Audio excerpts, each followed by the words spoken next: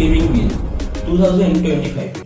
আপনি কি জানেন বন্ধ হতে চলেছে ড্রিম ইলেভেন, রামি, পোকার ইত্যাদির মতো বিভিন্ন অনলাইন গেম 20 আগস্ট 2025 কেন্দ্রীয় সরকার লোকসভাতে অনলাইন গেমিং বিল পাস করেছে।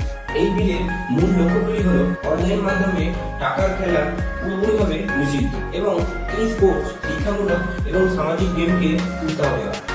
এই গেমের মূল ধারাগুলি হল: 1. টাকা দিয়ে কোনো গেম খেলা যাবে না, সে রিয়েল মানি গেম হোক কিংবা স্কিল বেসড হোক। 2.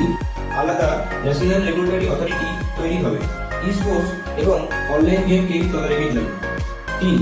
যেখানে এই রিয়েল মানি গেমের প্রচার করলেই শাস্তি। এখানে সর্বোচ্চ 2 থেকে 3 বছরের জন্য জেল হতে পারে এবং সর্বোচ্চ 1 কোটি টাকা জরিমানা হতে পারে। এই বিল আনার কারণ হলো যুব সমাজকে টাকা প্রতারণার হাত থেকে রক্ষা করা এবং ভারতকে একটি নিরাপদ ই স্পোর্টস হাব তৈরি করার এটি একটি প্রথম পদক্ষেপ। ভারতে যেভাবে প্রতারণার হার বেরিয়ে চলেছে, এই অবস্থায় ভারতে এ ধরনের বিল আসা অত্যন্ত প্রয়োজন এবং ভারতের ই স্পোর্টসের দুনিয়ায় এটি একটি গুরুত্বপূর্ণ পদক্ষেপ। ধন্যবাদ।